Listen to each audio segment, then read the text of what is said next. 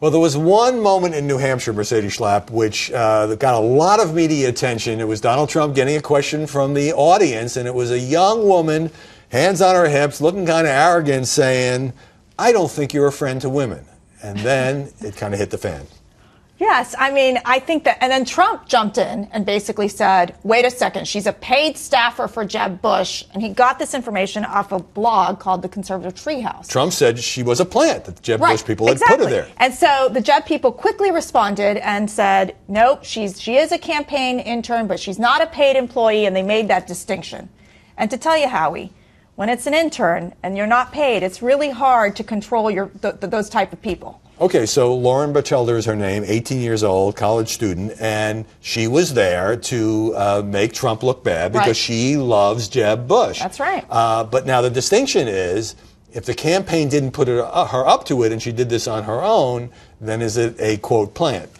I'm sure that the Jeb Bush folks are basically saying we probably don't need your services anymore, because the last thing that you want is that you don't want your message or the candidate's message to be taken out of context because you have this intern who's planting this question to Trump. And also, she was just so clumsy and awkward in doing it. She could barely spit the sentence out. But it then became a Twitter war. Of course, the media loved those. And the Bush campaign, while clarifying Lauren Batchelder's status, said, we can't help but notice Mr. Trump does seem to be very sensitive about being challenged by women. So the Jeb people trying to exploit this. Guess what, Howie? The media loves this feud between Trump and Jeb.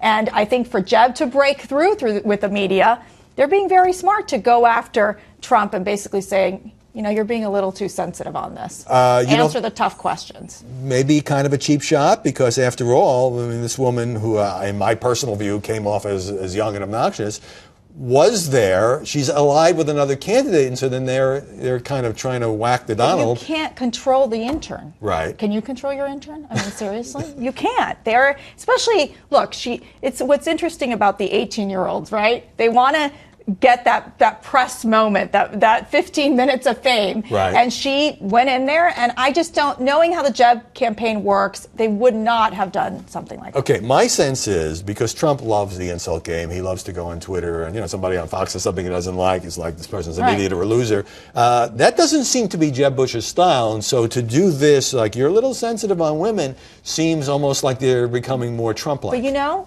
guess who else is doing that?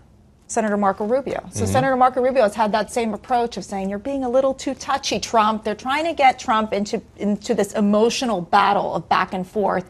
And I think what it does is that it just makes Trump punch back and keep responding to these types of tweets. Right. So on the one hand, they feel like they have to play when Trump is on the offense. On the other hand, if you're talking about counter-punching and insults and losers, it's hard to beat Trump at that game. He's a master at it, let me tell you. But the media loves this. They'll keep going back and forth for this Trump-Jeb fight. And on that point, we have agreement. The media love this. And we're back here next week with more After the Buzz.